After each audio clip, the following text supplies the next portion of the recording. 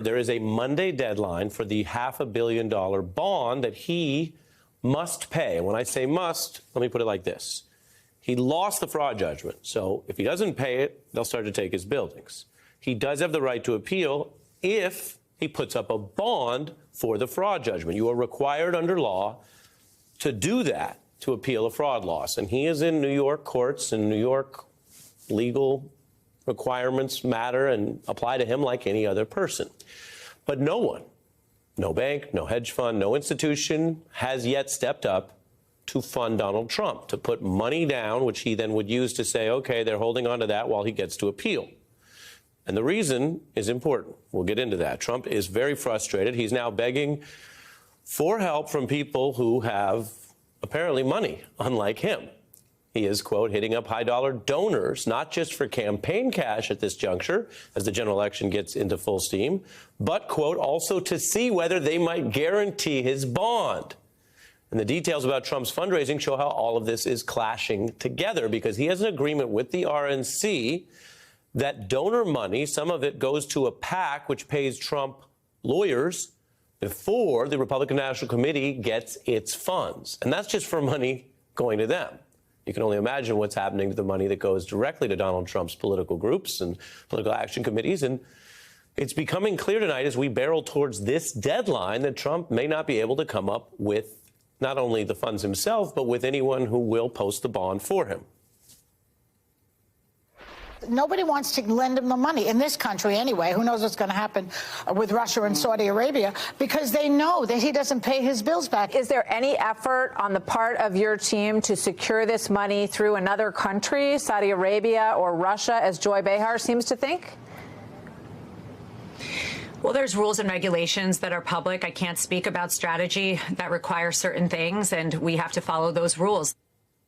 You heard that word salad was not exactly a no, we won't let the Saudis fund this. Now, remember, Donald Trump spent a lot of time telling everyone, especially his own supporters, that because he was so rich, he was independent, that he couldn't be bought off, and he wasn't worried about his next job or going into lobbying or the other things that happened in Washington. And by the way, it is true that some politicians go on to do those things, and that is a problem. We've covered that problem. But apparently, it turns out it is not true that Donald Trump is independent as a billionaire, because apparently he's not that kind of billionaire. So you have a president here with his own lawyers in public not able to disavow that a foreign government would fund him and thus own a piece of him. As we reported last night, Trump has asked his own supporters to simply keep giving money so the government would not put its hands on Trump Tower. What you see on your screen is an actual recent email basically doing fundraising where instead of a bond company covering this, Trump is suggesting maybe his own fans, who allegedly apparently have less money than him, would cover his bills. Now, those Republican donors, both small and large, apparently are skeptical. Trump's lawyers have asked over 25 bond companies, separate different financial companies that do this, to put up a stake where they would say, okay, you've got your buildings, we'll put up the money. And they're all saying no, even the high-risk ones, even the ones that he has prior relationships with, even the ones that might have MAGA or Republican people in leadership. They're all, banks and lenders alike, saying no. When you are rebuffed by over 25 lenders, it's clear you're not a normal liquid billionaire. And it's clear that these bankers have taken a Drake attitude towards Donald Trump. The Canadian rapper famously said, quote, "I can't talk to broke boys." Yeah, I can't talk to broke boys. End quote.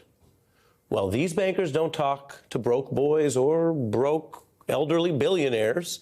And by the way, we are still using that word loosely, charitably, and somewhat at times skeptically, because Donald Trump's message, and reminder to everyone, he is running for president right now. He is the Republican presumptive nominee, and he's still claiming to be a billionaire. But it is a very oxymoronic stance to publicly say you're a billionaire, just that special kind of rare billionaire we don't usually hear about, the billionaire who can't pay debts, the billionaire who needs handouts, the billionaire who can't even secure bond funding. Any traditional billionaire, especially one who has multiple Bs, could either pay this up front or easily arrange the credit and lending. So, what kind of billionaire is Donald Trump? Again, I'm not saying this as criticism, and I'm not saying it's better to be rich or poor. I'm just saying that he is not who he said he was. Donald Trump's lawyers admitting, I'll show you what they say, that getting this kind of money by this deadline Monday would be, quote, virtually impossible for him. And the use of real estate as collateral, the New York Attorney General points out in a new filing pushing back on that claim, is, quote, hardly impossible as a general matter. Let me explain to you exactly what she's saying there. If you actually own the property, as anyone with any kind of house knows, well, it does provide collateral. That's literally what it is. In other words, you have your house and you can use it as collateral for credit. You don't need to be a big New York real estate kingpin to know that. The Attorney General responding to that admission from Trump's lawyers is basically saying you must not own those properties. So you don't have the liquid money to just put it in escrow while you do the appeal. And you don't have properties you outright own that bond companies would use as collateral, which raises the deeper question for someone who is still running for president partly on his business acumen and his record. His message is not, I've been a con man all these years. His message is not, I agree with the fraud ruling. His message is, I'm really rich. The fraud ruling's unfair. It wasn't fraud. But to respond to appeal the fraud ruling, he looks, well, like there's a lot of fraud because he just can't show the money that was at issue in the underlying case. The government now eyeing Donald Trump's different properties. His fundraising email mentioned Trump Tower. Actually, though, according to Bloomberg, a financial publication, they're looking at Seven Springs upstate, something they could take to cover the cost. And you can see from the overhead shot there, it does look like a nice piece of land if they really own it. It's in upstate. The company the company that the Trump family keeps there, they've called it their compound. They've called it a place they like to relax. And the New York government, through the Attorney General's office, is calling it something that they might take ownership of as the fraud penalty. This is the real world. This is how it really goes down. As for Donald Trump himself, here's what he claimed about what he had recently under oath. I don't need the money. You probably see the cash. We have a lot of cash. I believe we have substantially in excess of 400 million cash, which is a lot for a developer. Developers usually don't have cash. They have assets, not cash. But we have, I believe, 400 plus and going up very substantially every month. Now, that's not just some claim at a campaign rally. He was there in an oath setting in a deposition that he'd originally fought off, claiming he had, interestingly, about 400 million in cash. He does not have it. If he had 400 million in cash, he would have put it up already by Monday. And he wouldn't have lawyers saying in new legal filings where their career, their truth is on the line, that they don't have any ability, that it would be almost impossible to cover this. Meanwhile, Trump's Political Action Committee is plowing over $5.5 million into the legal bills. That's last month alone, comes out to over $190K per day on lawyers and legal fees. And again, not money that he can afford. Apparently, he needs to get a handout from others to cover his own lawyers. Now, there is a well-known way out of these kind of financial dealings. I bet you've heard of it. It's called bankruptcy. It's something that Donald Trump's companies have used before, and it doesn't always mean that it's a bad thing. There are plenty of people in business who will tell you there are ways to use the bankruptcy laws and still come back totally solvent or rich.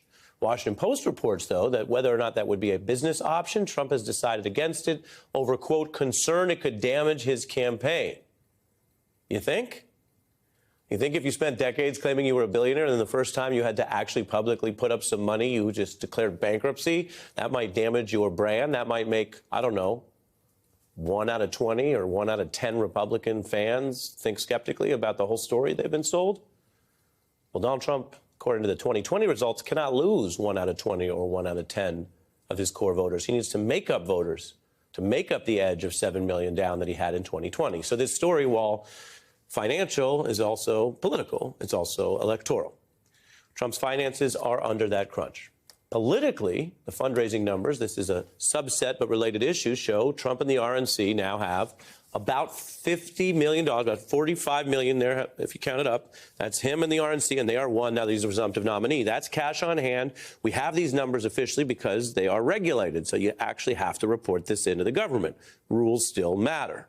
45 million. Now, let me show you what Biden and DNC had on their side. About 97 million, about double in the most recent numbers that are available. So this is a picture of a mismatch. You do not want to be running 100% behind in funding month after month in a general election, because that means you could be outspent double on TV ads in Ohio or the ground game in Florida or all the other things that we talk about in the news about what campaigns do. Well, this is how they fund it. This is a problem for Trump, whether he claims to be rich or not. And Biden, well, he's using this to stunt on the victory here and take a dig. He told a joke at a recent gathering of Democrats in Dallas. It was a fundraiser, speaking of cash, that, quote, just the other day, this defeated-looking man came up to me and said, Mr. President, I need your help. I'm in crushing debt. I'm completely wiped out. And Biden said, he answered, quote, Donald, I'm sorry. I can't help you.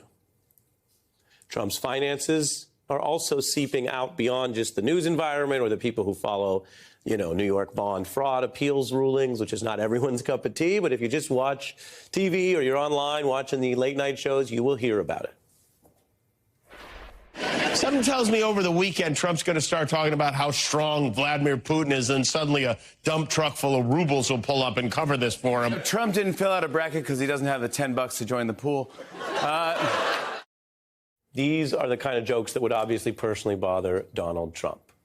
And the point here is not that we should turn our elections into another stand-in for a financial billionaire rich Wall Street debate. Indeed, as I've told you at other times in other ways, our political system is already too tied to and too distorted by big money. But we do have two nominees, and one of them claims to be a billionaire. One of them claims to be successful. And one of them claims to be good at business and good at dealing with the law and delay, and all the other things we hear. But is it possible that the story does not always remain the same? That the financial pressure on Donald Trump, which is over $600 million if you total the fraud thing I've been telling you about tonight, and the defamation case that went over $90 million and over $50 million in other legal fees, and the interest on the fraud judgment, which will keep running while he does the appeal, is it possible that all of this pressure is building up and this story is changing because the billionaire might be broke? If it makes you feel any better, I have already put evac on alert. He's ready to go if it comes to that. General, I can assure you. Hey, General, let me into the war room to see you, so I had to hack my way onto this frequency. This better be critical, Wheelie. So, come on, what is it now, please? Okay, couple of things. I'm running low on the dough. I was thinking about taking a couple of months sick leave, maybe starting today. And, oh yeah, I intercepted a transmission from Megatron. Then send it through. Yes, sir, right away, sir. And so I was so damn good on the other stuff. This is your last warning, insects. Relinquish what remains of the Allspark. So who's the insect? You? What? Who's the insect? Protect you.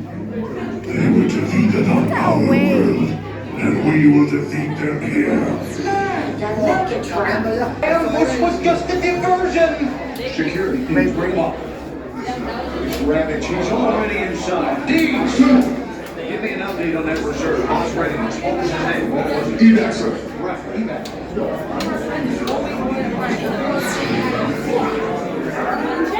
She's right in front.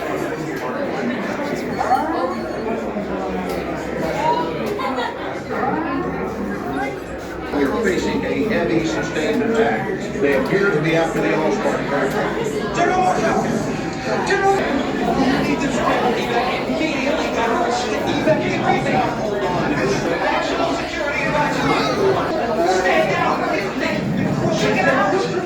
There is a celebration. The amateurs for suicide mission.